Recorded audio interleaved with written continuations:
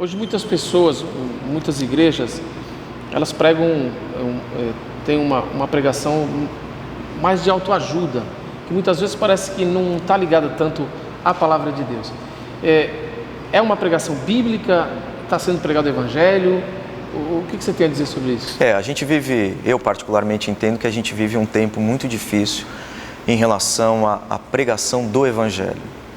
Talvez na tentativa de tornar o Evangelho mais palatável, ou na tentativa de fazer com que a pregação ela seja benquista para a sociedade, abriu-se mão de elementos fundamentais da pregação cristã, sobretudo do Evangelho.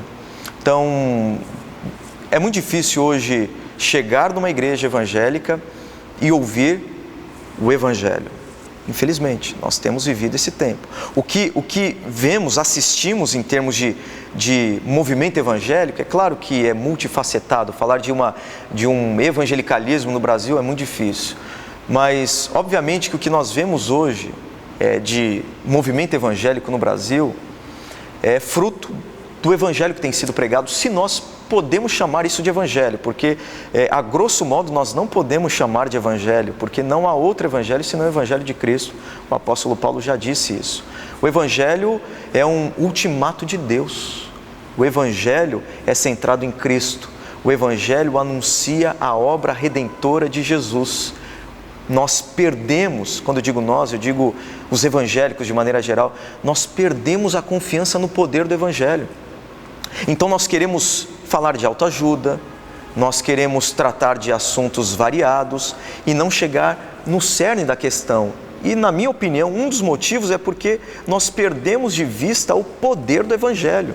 Então, à medida que o Evangelho perdeu o poder na nossa concepção, então nós colocamos diante dos nossos púlpitos pregações mais distintas, mais variadas, mais antropocêntricas, mais psicologizadas, porque nós perdemos a confiança. Então, nós queremos prender a pessoa na igreja, então fazemos uma pregação bem água com açúcar para tentar fisgar o cara. Por quê?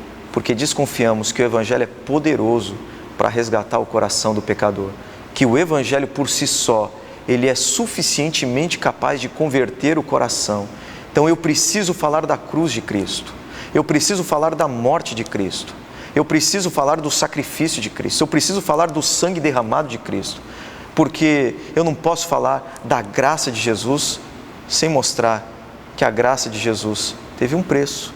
E para que eu receba a graça da parte de Jesus, foi necessário Jesus morrer naquela cruz do Calvário para me limpar de todos os pecados. Então, à medida que eu confio nessa mensagem como uma mensagem poderosa para converter os corações, para fazer a igreja crescer, então eu passo a pregá-la.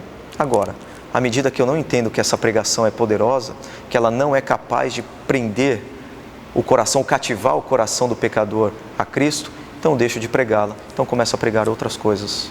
E será que essa palavra teologia, hoje as pessoas estão dizendo que não querem muita teologia porque fica muito na teoria, que o Evangelho é um Evangelho prático? Sem dúvida, o Evangelho é um Evangelho prático, mas o Evangelho, ele também é composto por lições, por ensinos. É claro, é uma dicotomia que não existe. Nós vivemos um ambiente anti-intelectualista, principalmente nas coisas concernentes ao estudo da palavra. Então esse espírito anti-intelectualista, ele despreza o estudo, ele fala, não, o estudo não é importante, o que é importante é nós vivermos, mas o que nós devemos parar para pensar é que não há vida sem o ensino, sem a lição. Só você pegar as epístolas do apóstolo Paulo, que foi um teólogo, um pastor, um missionário extremamente prático. Se você pega, por exemplo, a epístola de Paulo aos Efésios, se você pega a epístola de Paulo aos Romanos, você vai perceber um casamento, você vai perceber uma junção perfeita entre doutrina e prática, entre teologia e vida. Na cabeça do apóstolo Paulo nunca houve esse divórcio, essa dicotomia entre ensino e prática. Então, porque se eu pratico algo que eu não conheço, eu sou um místico. Os místicos, eles vivem algo que eles não conhecem.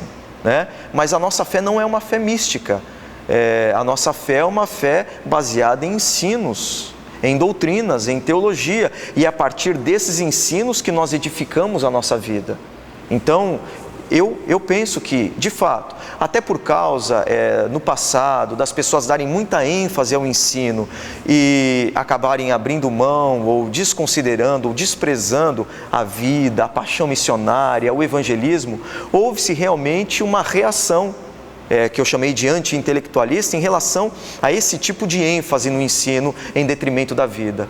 Mas caiu-se num oposto perigosíssimo, de você, em nome da vida piedosa, excluir a teologia, excluir a doutrina. Não, a doutrina é prática, a teologia é vida. Sem teologia não há vida, sem doutrina não é prática. O que vai respaldar a vida cristã é exatamente a doutrina cristã. Então, lê-se o apóstolo Paulo e se saberá que sem doutrina não há prática e que sem teologia não há vida. Ele disse no capítulo 12, do versículo 1 ao 2, na epístola que ele escreveu aos Romanos: rogo-vos, pois, pelas misericórdias de Deus, que apresenteis o vosso corpo como sacrifício santo e agradável a Deus, que é o vosso culto racional, e não vos conformeis com esse século, mas transformai-vos pela renovação da vossa mente.